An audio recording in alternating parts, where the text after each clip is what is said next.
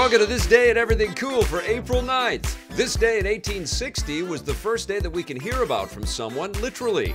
French inventor Édouard-Léon Scott de Martinville used his new invention called the phonautograph to record the sound of someone talking, making it the oldest known recording of an audible human voice. Let's take a listen.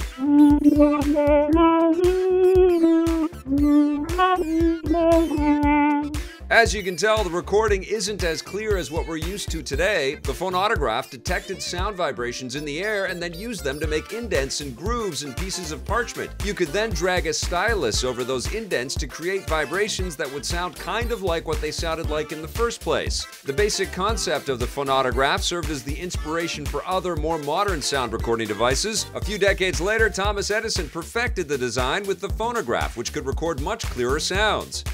April 9th, 1959 really had the right stuff. NASA officially announced the 7 astronauts who would take part in Project Mercury, the first human spaceflight program of the United States. The 7 astronauts were John Glenn, Scott Carpenter, Gordon Cooper, Gus Grissom, Wally Schirra, Alan Shepard, and Deke Slayton. All of them were chosen for their experience as test pilots in the U.S. Air Force and Navy, as well as their physical and mental stamina. The Mercury 7 astronauts didn't actually get into space right away. They spent several years on Earth testing out experimental rockets and spacecraft. The first one to actually get into space was John Glenn on February 20th, 1962, but by that point, the Russians had actually beaten the Americans, having sent up their own astronaut, Yuri Gagarin, a year earlier. The exploits of the Mercury 7 were dramatized in the 1983 film The Right Stuff.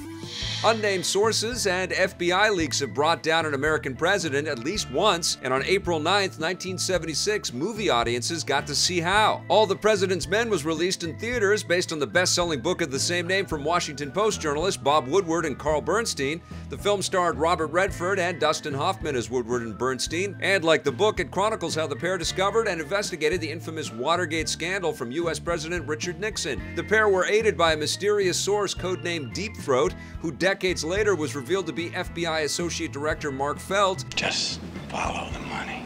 Who told them that Nixon employed burglars to break into the rival DNC headquarters in the Watergate Hotel. The break-in and subsequent obstruction of justice on Nixon's part led to his downfall as president, showing that no one is above the law. Okay, we go with it.